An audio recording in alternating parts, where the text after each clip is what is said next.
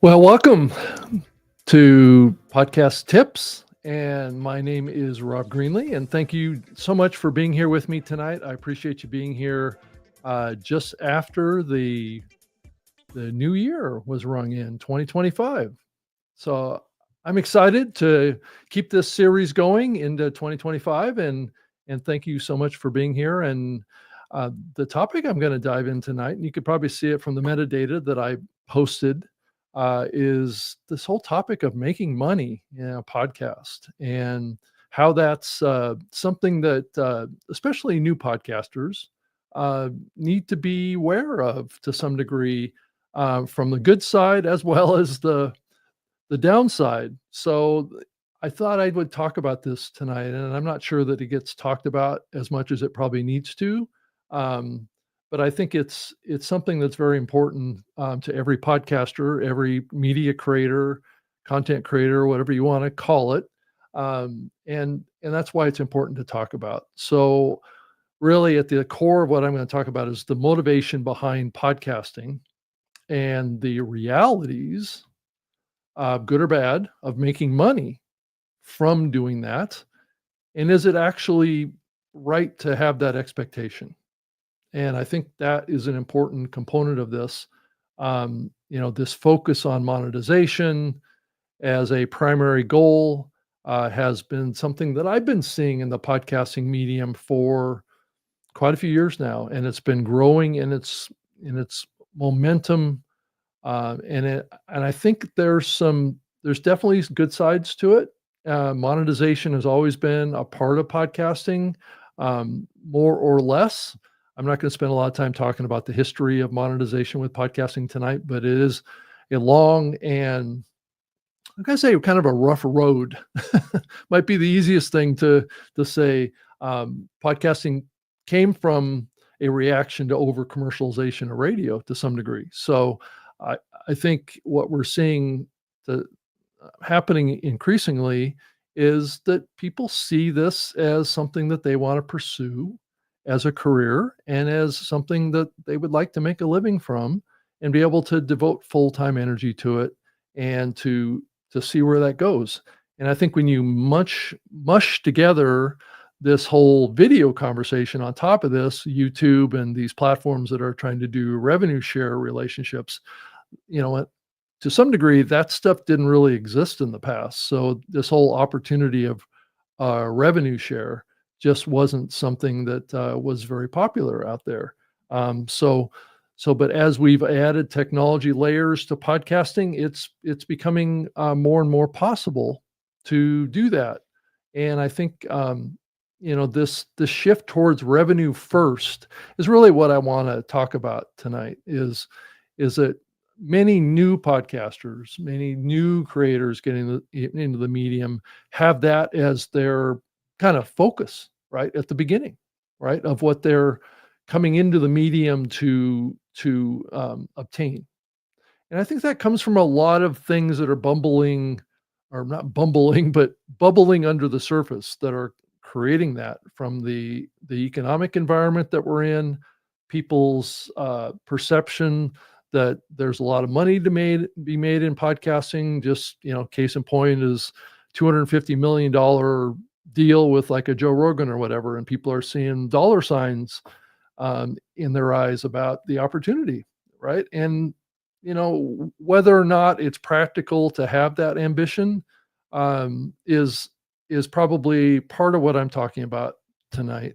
But it's also really to help, I think, you as a content creator kind of get grounded in the whys of why you're creating content, really, to begin with, and what is the appropriate expectation that you should have going into it, right? Is it right for you to expect that you're going to make money right away?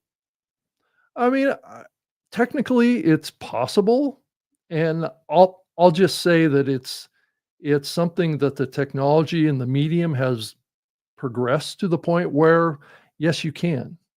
You can actually launch with ads if you want to through programmatic advertising, and you can make it happen from day one, with your trailer episode or your your first full episode, you can have ad insertion points in your content, and you can be driving ad campaigns into your program, and you can start making money from day one.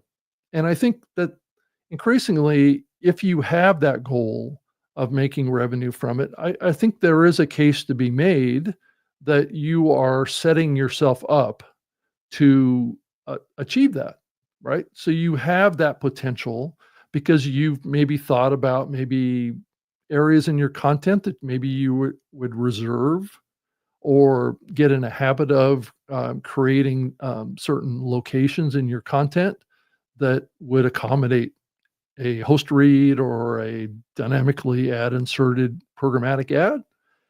And I think it's perfectly fine to set your show up to accommodate that.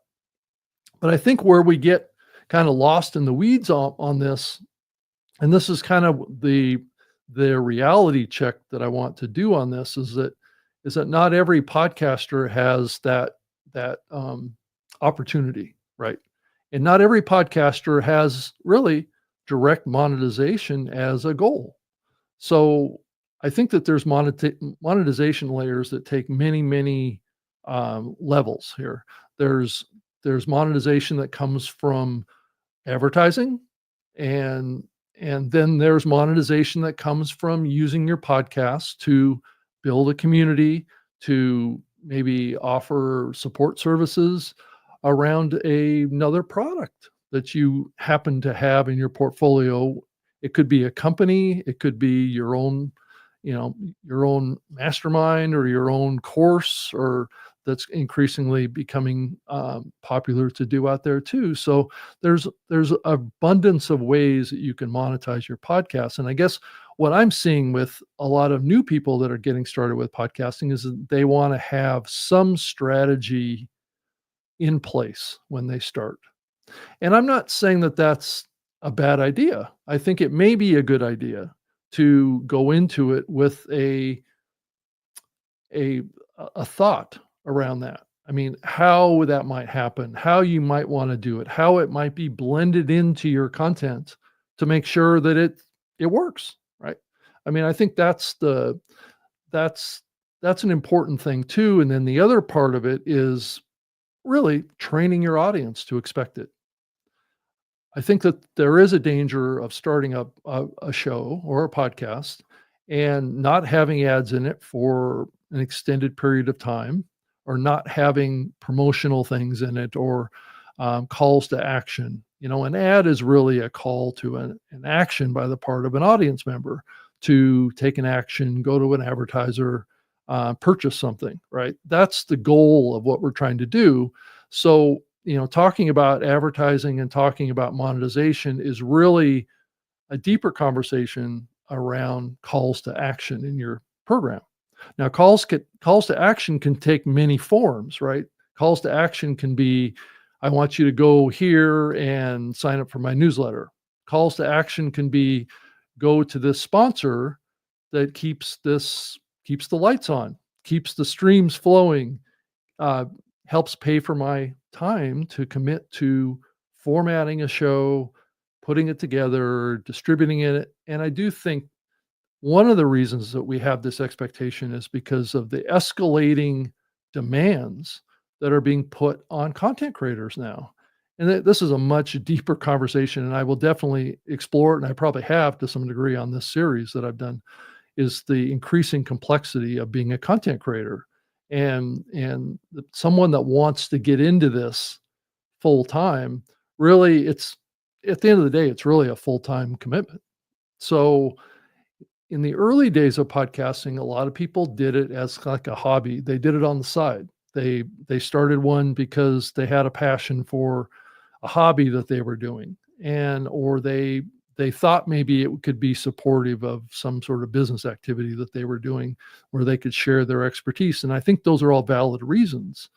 But the bigger picture of that is that the spectrum of this is pretty broad. And and you also have to think about the context of expectations, and how that sets you up for um, maybe disappointment. Is it sustainable? at some point, podcasters, it's always been very common, and it isn't something that's just been happening the last few months where podcasters have run against a wall, right? They've run up against, life, and you know, they've had things come up that get in the way of them being able to get an episode out, and it drops to the wayside, and it becomes, you know, welcome to pod fading, which became a popular term many, many years ago. So it isn't like this concept of starting a show, having all this gusto and energy to get it off the ground, and you're going to be the next Joe Rogan as the thought. Making that happen can sometimes take a lot longer than you might expect, and so that is that is something I've experienced, and to some degree, I still experience it. So it's not, it gets back to the why. Why are you doing it? Right? Think about that. Think about why you're wanting to be a content creator, and think about what value you think that you can bring to the market, and do your research and find out, what other shows are out there? What other shows are you maybe competing against, right? What's your brand that you have in the market, and how that maps to whatever content that you want to make.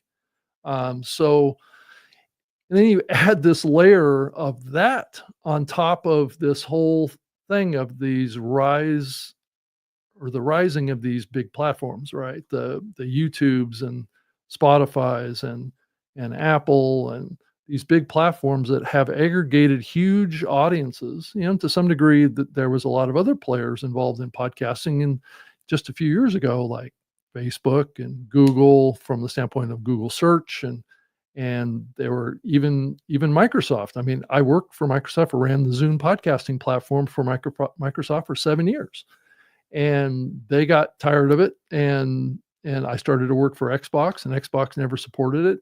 And so there's been this kind of churn around the support for podcasting because of some of these challenges, right? That it was difficult to monetize. These companies wanted to make a lot of money, and with whatever that they're doing.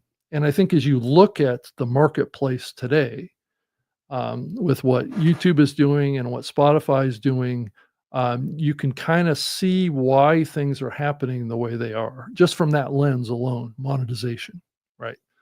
Both Spotify and YouTube are advertising driven platforms, right? They have membership subscription processes. So you can see a common model here. And I talked about in last week's episode about Spotify, right? And Spotify is trying to become like YouTube.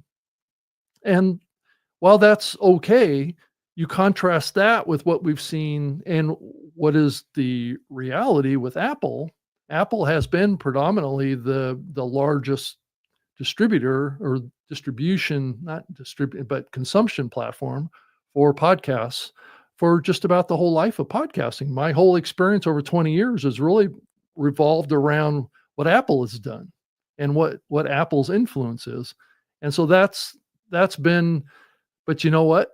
When you really back up and you look at it, Apple doesn't have an advertising strategy. So they just don't have one that they actually started to head down that path many years ago, and it failed miserably. They just didn't have the heart in it. They didn't have the team to develop it. So I believe that's why we're seeing kind of the Spotify and the YouTube kind of separate from the pack here, as far as in the perception of the medium, in perception of the advertising industry around priorities. And Apple is kind of losing some steam and some momentum in the market because they are not focused on what everybody else is focused on, which is monetization. Now, granted, they do have a little bit of an effort in monetization with their premium direct upload platform that they have.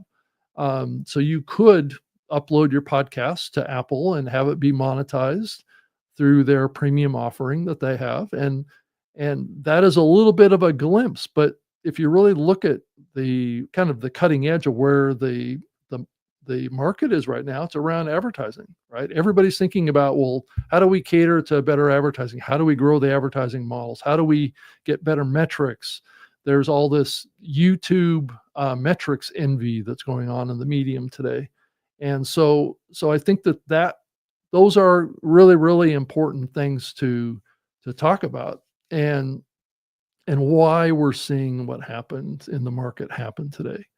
And you're also seeing other platforms like, they've been around a long time too, Patreon, and there's always been premium podcasting platforms out there that have been doing a lot of stuff with podcast content, and it involves video too. And so I think we are seeing kind of this mashing up going on as we move into the new year. And I'm going to be doing an episode of the New Media Show right after this, on all the same channels here with Todd Cochran from Blueberry, and we're going to talk about this topic tonight. And he's not going to be happy about it, but we're going to be talking about, is video actually going to kill the audio podcast star? That topic has come up in the industry right now. I don't think it's going to happen, but we're going to talk about why people are thinking like that right now. And I think that there's some interesting takeaways from that. So let's get back to the core of the topic tonight. And, is there risk for you to have a money first thought process around podcasting? And I do think that there is some risk there.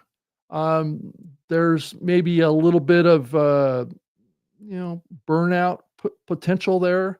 When you start putting monetization first, it puts you in a different type of relationship with your show.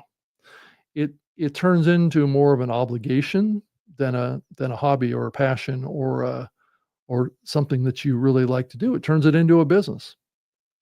So, and many people are okay with that.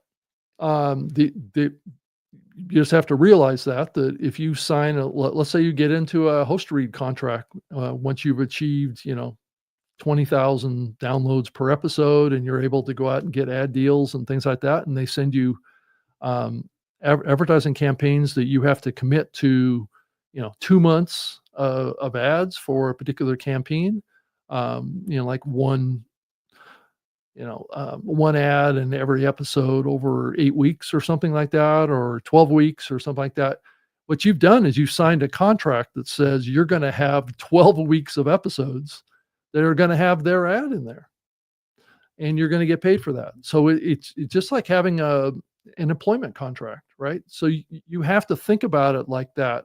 And are you willing to give up that kind of creative, more organic kind of passion relationship with your podcast to switch out for making it a commercial venture and making contracted commitments to actually putting out content? So because you can't technically take a week off. So let's say something happens and you get hurt.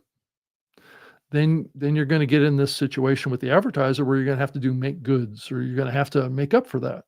So there's a risk reward going on here with this topic here, and then the other one is the potential of loss of authenticity, right? So you have this risk of your content becoming, if there's too much ads, or if they're the wrong kind of ads, or they're just not presented in a good way that comes across as genuine and real and authentic and justified and driving value, which is a complex psychological environment to be in with your audience.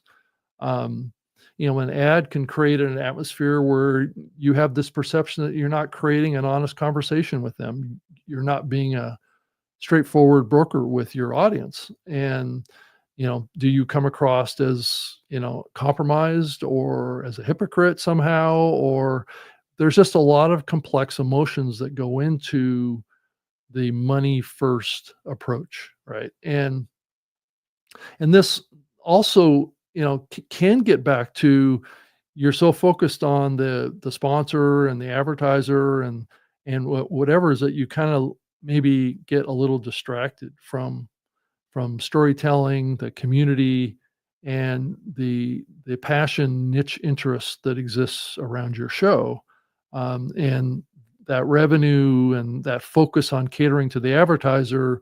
You lose sight of what you're trying to build. So let's just kind of move on from that and just say, um, is is it realistic for you to consider making money from your podcast?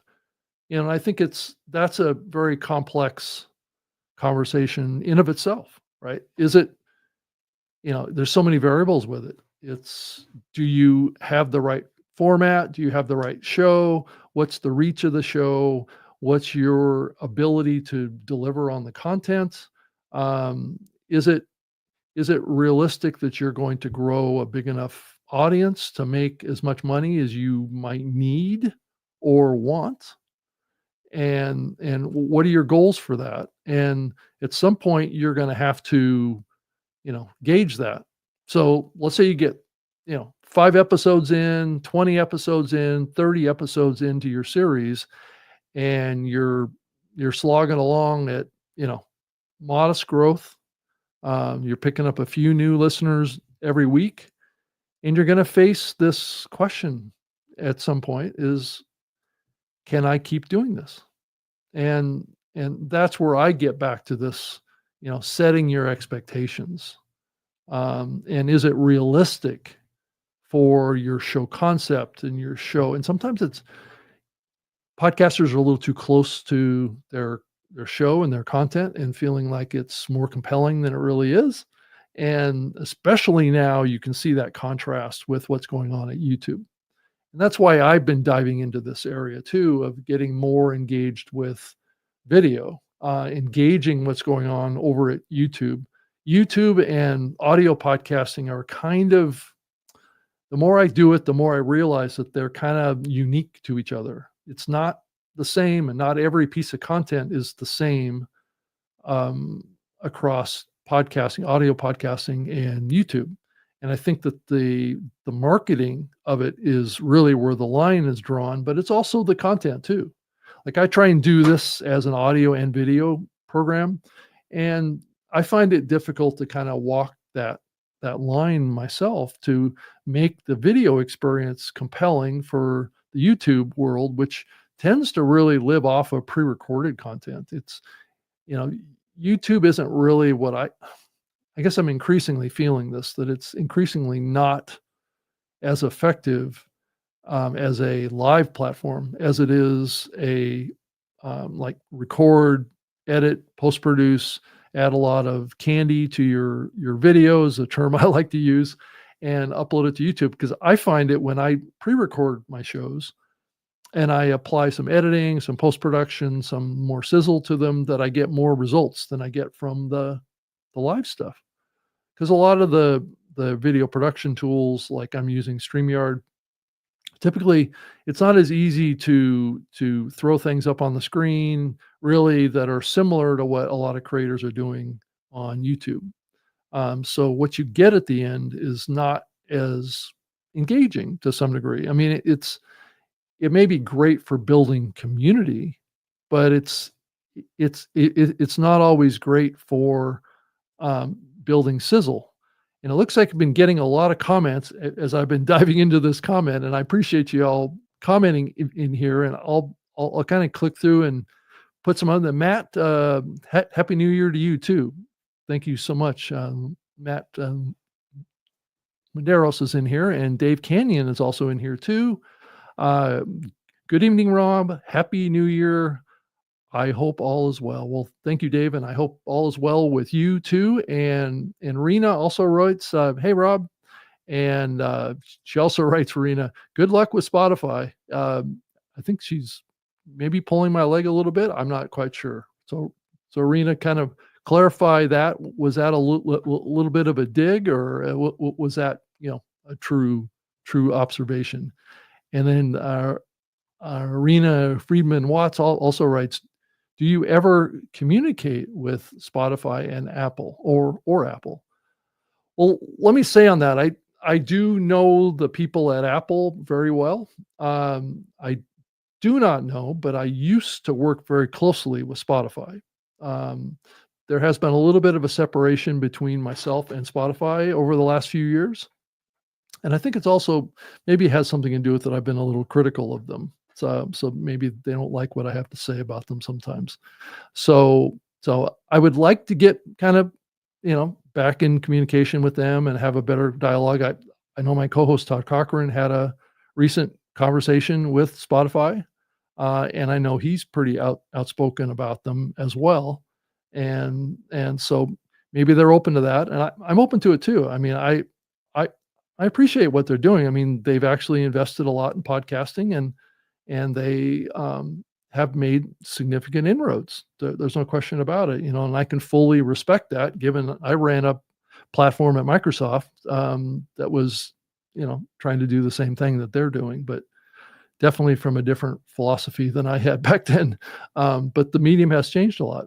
So, and it looks like Dave Kenyon writes, it's a little odd that Apple didn't capitalize on their perceived edge in the industry. Well, Dave, I think they actually did, but their edge never really played into their strengths. So that edge that you're referring to is something that's evolved kind of slowly in the medium over many years, and this is this monetization stuff and the advertising stuff, and they did play around with it quite a bit. Probably 6, 7, 8 years ago or so, they tried to get into advertising and build a team that supported advertising. But then at the time, they weren't thinking about podcasting. And so it was really just, podcasting to Apple, like it was for me when I was at Microsoft, was basically just a free content to add to a device platform that would engage with users of that platform. And that's where they derive the value out. I mean, I tried to change that when I was working at Microsoft to get us more involved in monetization approaches in the medium, as an important thing, but they never saw it scaling to enough to make it worth it back in those early years. And I think a lot of big media companies and a lot of the big radio networks in the early days of this medium didn't see it as a big opportunity either, because they didn't feel like the audiences were big enough. They didn't see it as a opportunity. And my own experience is, yeah, I just hung with it as the industry grew, and I kept able to find full-time work in the industry, and it just kept moving forward. So, that's why I'm where I'm at today. And it looks like uh, Rena also writes, "Did I have a nice holiday? Yeah, I had a nice holiday. It was kind of quiet, and but it was good. And I'm glad that it's over, and we're moving into the new year, and we'll see what this new year brings. I'm a little concerned about it. I to be honest, I'm not sure what's in store for us, but that's a complicated topic I didn't prepare to talk about tonight. So, and then Rena Freed Watts also writes, she thinks that video is necessary. Yeah, I think that's increasingly becoming clear. Is that we as podcasters and content creators need to think about video, and see how that plays into our strategy and see where it fits. Some shows it's not going to fit, and that's okay. But I am concerned about the tension that exists between video and audio right now, and what that's going to lead to down the line. So I think it's a very good question, and one that Todd and I are going to talk about at 8 p.m. Eastern, right after this show. So I'm going to try and make this show a little bit shorter, so I can have time to join Todd on his live stream for the New Media Show at 8 p.m. Eastern, 5 p.m. Pacific. So it'll be great to have that conversation. So Rena, if you want to tune into that one, I'm sure you'll have a entertaining experience listening to Todd talk about video again, which I think it's a sore subject for him. But let me talk a little bit about, and then I can get back to talking about your comments a little bit more, because there's a bunch of them coming in, and I appreciate that a lot. Is there a risk of dependence on these platforms? And I think if you contrast this conversation around monetization with a kind of like a central kind of own your own platform strategy, right? I think there's a risk to the industry, right? Because increasingly these platforms want you to have a direct relationship with them, and they want you to upload to them. They want you to publish your content directly to them. And if you look at YouTube and Spotify, that's the common theme there. I mean, they want you to upload directly. Now, granted, both of them are taking RSS feeds in to get content into their platform, but they increasingly want to convert that into direct upload and account formation processes inside of their platform. And so that's the direction that we're heading towards. Apple's played around at the edges of this for a long time with their podcast connect platform that they have. And that has they they played around with that with ways to publish a premium podcast, but also to be able to manage the RSS feeds that are in their platform. So these platforms have always lived at the edge. Now, granted, uh, we talk a lot about how podcasting is considered to be an open medium because it uses an open standard called RSS. But my contention on this for many years is that podcasting is not really an open medium. It's actually the content is delivered in a open format, but it's the consumption happens on proprietary platforms, walled garden platforms, for most of the existence of podcasts. So, I think we've had this kind of rose-colored glasses view of this medium and what it really is, and I think the origins of being out of RSS gives us this perception that this is an open medium. While it is, if you remove those big proprietary platforms, if you look at it like my co-host Todd Cochran looks at it, if you have your RSS feed off of WordPress or you have it off of some platform that you control, then those RSS feeds can be made available publicly. Um, but they can still be available, but that doesn't necessarily mean that they're being consumed or potentially consumed by the largest number of listeners out there, because these big platforms have scooped up all the listeners and they control access. And one of the mantras of podcasting has always been, syndicate everywhere, right? That was the whole point of RSS, was to publish once and have it go to 100 different listening apps. And that also involved video in the early days of podcasting. And so that is a little bit of what is going on here, and making money dovetails to this increasingly because these platforms are moving towards a revenue share, right, off of advertising. Now, there is a contrary view on this, that maybe that revenue share needs to come from just the fact that you're sharing it with them. Um, that's a much deeper conversation, but like I did a distribution deal with Microsoft in the early days before podcasting, and I got paid 25 cents per download transfer into their platform. So there is this other part of this which isn't so much advertising focused. I mean, because we're talking about actually making money. So making money can extend beyond just, you know, advertising.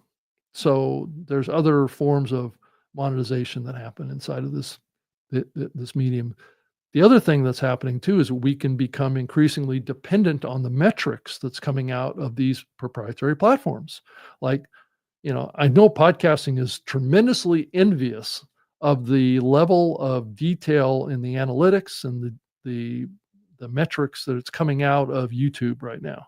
I mean, I'm a deep user of YouTube, and I'm constantly amazed at the level of data that they're capturing about you, the the listener or viewer of this content. And it's not always like deep personal information. It's like your consumption behavior. What are you doing? How long are you watching this? And I look at that for this show. It's like some episodes I make or some content that I publish to YouTube gets 5 minutes average viewing time. Other content gets 30 seconds. So it's like, it's a spectrum, but being able to know that now, granted, you've been able to see some of this metrics in like the Google podcasts, the Apple podcasts and stuff, and even Blueberry has a certain amount of tracking of how far people progress through the progressive download in their platform as they consume content.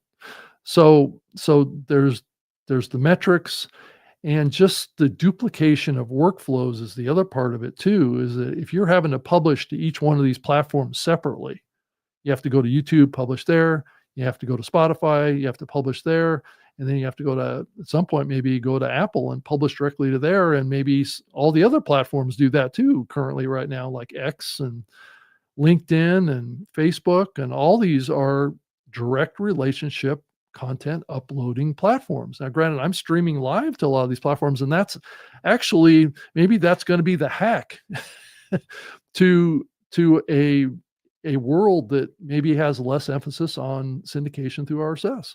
And that'll be the most efficient way to get your content syndicated across all these platforms because they support live. And so that's the tension that I feel in the medium right now. So let's kind of move down and talk about a few more elements of this too around monetization. And I wanted to talk about what the market is right now for podcasts too. So as you think about trying to monetize, you also think about, how much competition do I have? How much content's out there that I'm competing with? And my contention is the podcasting market is perceived as saturated with too many content creators, but there's evidence that that may not be the case. It may be that the audiences are gravitating towards large shows increasingly. And so I think I read somewhere here maybe the last year or so that that said 100 of the top podcasts out there are garnering half of all listeners to podcasting. So what that tells me is that the real problem with podcasting is that the consumption side is not as diverse as maybe it was in the early years of podcasting. Is that audiences, as they move from mainstream media over to podcasting, their consumption habits or the amount of content that they're willing to consume has dwindled, right? It's gotten smaller. There's the average probably viewer of mainstream media doesn't watch that many channels, right? So when they move over to podcasting, then they tend to have that same kind of thought process that they're only going to gravitate towards, maybe a handful of different shows that maybe they consume, and they're increasingly becoming the really big shows, the ones that have millions of downloads, and that's the shift that's happening. So as you're trying to play inside of that other 50%, if you're not in the top 100 or the top 200 podcasts in the world, then you're in the rest bucket, right? And so what's the opportunity to capture audience and be able to move up to that top 200 list, right? That's what everybody wants, right? But the truth of the matter is that in podcasting, there's only like 300 to 400,000 shows out there that are actually publishing a new episode every week or every month. So, you contrast that to multi tens of millions of YouTube channels and multi millions of blogs or websites, right? And it's hard to make the case that podcasting is saturated. Now, granted, there's like 4 million podcasts that have ever been made, and those tend to be in the podcast index, and 2.5 million or 3 million or whatever are in Apple Podcasts. But most of them are just not active shows. So your pool of competition is pretty small. So if you can find a niche, and if you can stand out in that niche, then you can start growing audience and getting into opportunities to actually have monetization. So, um, and and so I think what we have to start thinking about is, well, um, what is success in podcasting? Is it monetization, or is it other things? Is it building community? Is it building connections with other people? Is it building your brand? Is it as an equal reason for creating content? But that's probably going to mean that you're going to have to make money in other ways. You're going to have to make money from a job, or you're going to have to make money from starting a new company that maybe isn't directly monetization from your podcast, but it supports other economic activities that you're doing. And you're going to have to probably identify, um, revenue streams, multiple revenue streams that come in from other areas other than just monetizing your podcast. So that's at the core. That's really the challenge that we all have. And so as we kind of move towards the end of the show, because I've got to be out of here to be able to get on the new media show in about 20 minutes or so. So I'm going to try and kind of wrap this up a little bit. You know, I really think as we move into 2025, remember that podcasting is more than monetization, right? It's about building brand. It's about building relationships. It's about sharing stories, and and hopefully you're helping others, and you're embracing others through what you're doing with your show. And that's what I hope that I'm doing here with this show, is that I'm trying to give people maybe broaden their perspective, because it's so easy to get kind of sucked up into this got to make money with my podcast. And if I don't, if 3 weeks in or 4 weeks in, I'm not making money yet, then I quit. And I think that's a challenge for podcasting. As I look at podcasting as a medium that I have spent most of my working career working in, I kind of hate to see that happen. I kind of hate to see podcasting become kind of so engulfed in the needs of the advertiser that we lose sight of the opportunity and the uniqueness of podcasting, as more and more people in the industry, embrace every element that surrounds supporting an advertising strategy. I think there's danger areas there, and things that maybe are not exactly aligned with what we want. So I'm going to try and go through the last few comments in here, and see if we can talk about a few before I have to wrap up here in a few minutes. So Dave Canyon writes, I've been making almost $11 every 2 to 3 months on Spreaker without even trying hard, doing 2.5-hour shows a week. It always amazes me that money comes into my PayPal account. Well, I think, Dave, I think maybe you have the proper expectations here. So, I don't think, and that's why you're continuing to do what you're doing, is because you didn't set yourself up to be disappointed. And granted, one could look at that and say, well, that's not good enough to pay my rent or my car payment or something like that. But guess what? It's probably enough to pay for your Spreaker hosting account. So, if you're doing this as a passion, and the show is growing a little bit, then you're reaching some level of goals here, and that's a good thing. And how do you feel about the show itself? So I think those are ways to think about this. It's a part of your life. I mean, I've talked to so many podcasters, I've worked with so many podcasters that podcasting changes their life. It improves their life. It makes them have other types of skills. It kind of takes you into a different kind of realm of awareness of the world and what you're contributing to other people. So Dave also writes, so I love the idea of doing video. It's kind of my 2025 project. Okay, well, Dave, I hope you have fun doing it. I think that's the key thing to think about, and take the show that you're doing on the audio side and see how you can synergize it with the video side. doesn't necessarily mean that you have to create the same show that you do in audio in video. I think you could conceivably create a strategy that has, keep doing your audio show and then just start doing some other types of content that may be around your topic of your podcast, but to be kind of used, like whether it's shorts or maybe you do segments on YouTube and that support some of the topics that you're doing. So you can take a creative approach here and go after it. So and then Dave Canyon writes, Arena Watts, yeah, I don't do anything special to make that money.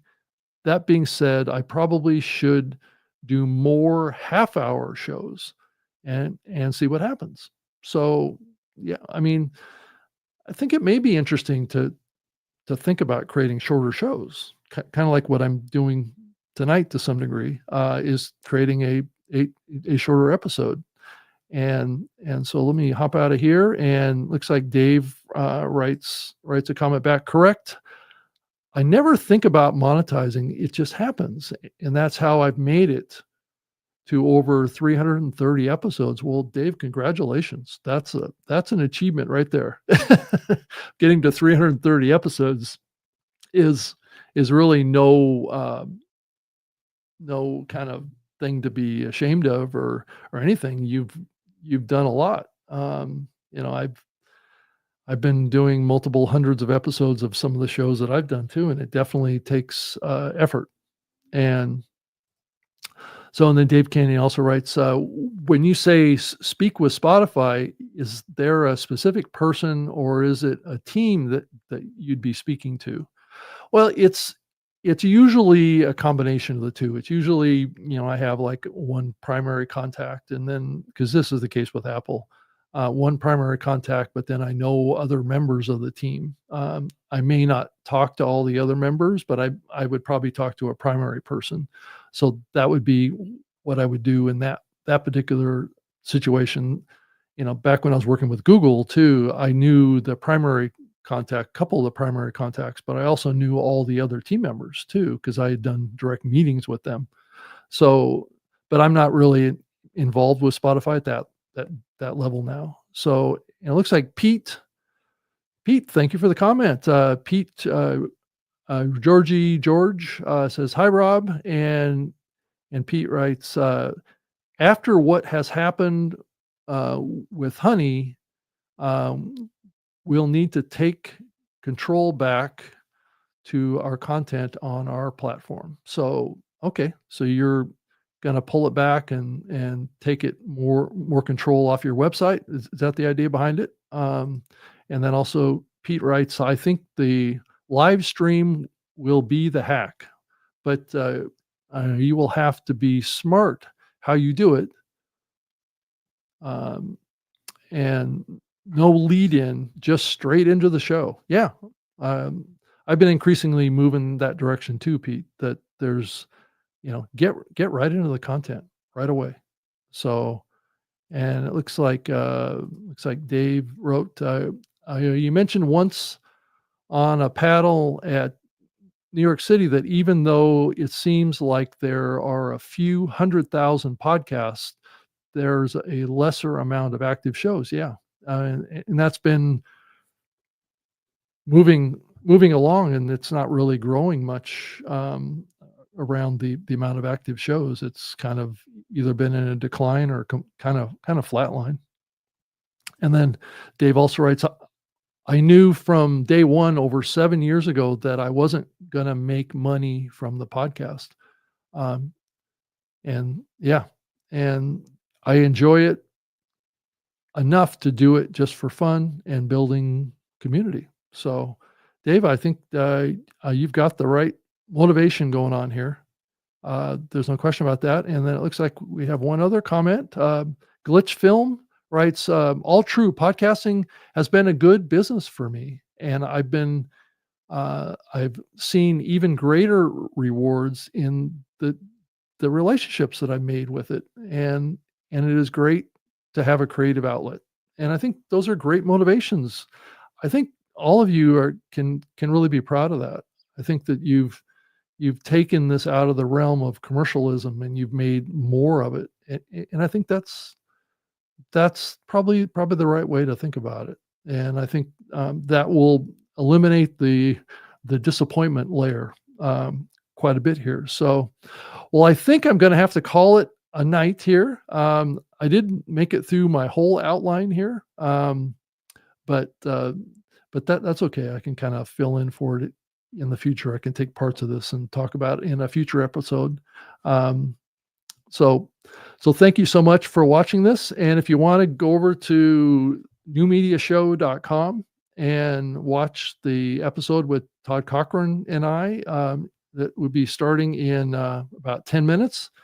We're going to talk about a whole different topic of is video killing the audio star is the theme of that. And I think he's going to want to talk about a bunch of other topics too. But thank you so much for being with me here tonight. And I appreciate all your comments on this topic, and I appreciate it so much. And I appreciate all of you for being here. And I hope you have a wonderful next couple of weeks in the new year. And I hope that you do some goal setting and you try and figure out what your new year looks like, and I hope you achieve all your goals. So thank you so much, and have a wonderful evening. And check us out over on the New Media Shows. I hop over there and try and get that set up and get that going. So thank you.